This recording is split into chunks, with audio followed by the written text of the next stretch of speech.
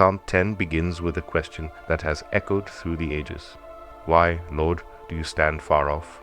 Why do you hide yourself in times of trouble? It's a cry of distress, an outpouring of frustration from someone witnessing the wicked thrive while the righteous suffer. But beyond this question, Psalm 10 provides deep insight into the nature of injustice, human arrogance, and divine justice, the arrogance of the wicked.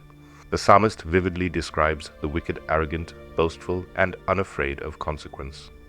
They oppress the poor, lie in wait to ambush the innocent, and mock God, saying, God will never notice, he covers his face and never sees. This reflects a dangerous mindset, the belief that power and success justify wrongdoing. Jewish commentators like Rashi explain that the wicked in this psalm are not only those who commit crimes, but also those who believe they can escape divine justice. Their arrogance blinds them, making them think they are above the law, both human and divine. Christian scholars, such as those from the Enduring Word commentary, highlight that these verses mirror a broader biblical theme. When people reject accountability, corruption thrives. This is seen throughout history, where unchecked power leads to oppression and suffering, the struggles of the righteous. While the wicked seem to prosper, the righteous endure suffering. They cry out to God, yet he seems silent.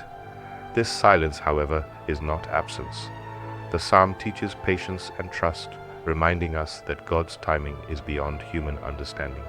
Christian perspectives draw a parallel between this psalm and the struggles of Jesus and his disciples, often persecuted but never forsaken. The call is to persevere in faith, even when God feels distant. Similarly, in Jewish thought, Psalm 10 is part of a broader theme found in the book of Psalms. Human suffering is not ignored by God. Rather, it is part of a greater plan. Rabbi David Kimhai, Radak, notes that this psalm reassures the faithful that God is aware of their pain and will act in due time, the assurance of divine justice. The psalm does not end in despair. Instead, it affirms God's ultimate justice. But you, God, see the trouble of the afflicted. You consider their grief and take it in hand. Both Jewish and Christian traditions hold onto this promise.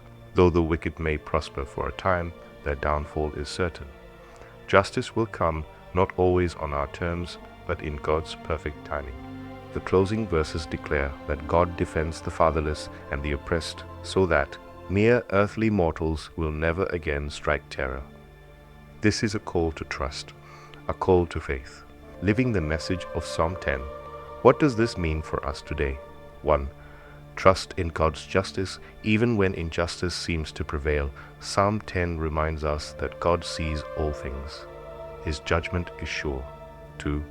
Stand for righteousness. We are called to be a voice for the oppressed, to stand against corruption, and to live with integrity. 3. Be patient in suffering, though struggles may come. God does not abandon those who seek Him. Psalm 10 is more than a lament. It is a message of hope.